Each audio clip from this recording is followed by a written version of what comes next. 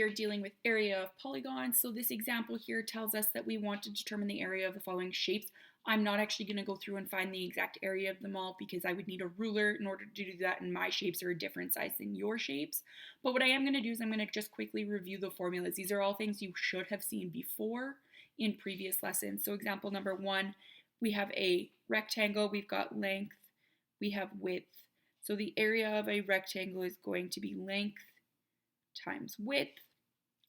Now we have a triangle, and a triangle you need a height, so I'm going to draw in where our height would be located, and a base, so I now have an area which is equal to my base times height, all divided by 2, or you can take base times height and multiply it by 1/2.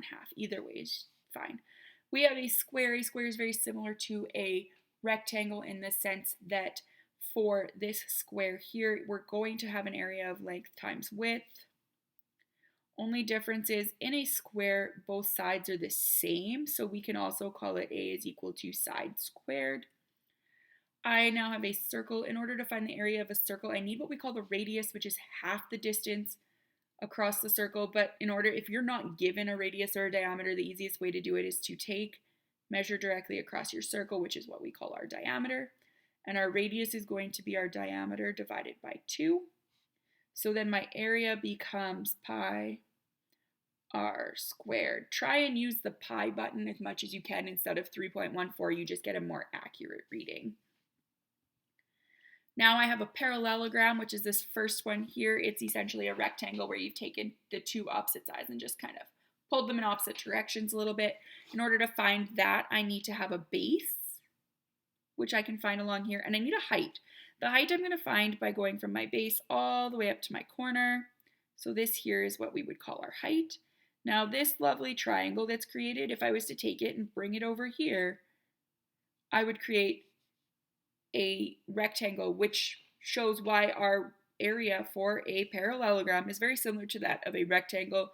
We're just finding the base timesing it by the height instead of the width.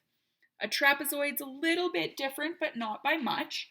The only difference here is this is kind of similar to a combination of a triangle and a rectangle. So I need to know the length of this top part, so we're going to call that A. I need to know the length of the bottom, which we're going to call B. And I also need to know a height. So we're going to find our height, which is here. Once again, you find it the same way you do with a parallelogram, from the base to the top corner or the corner down to the base, either way.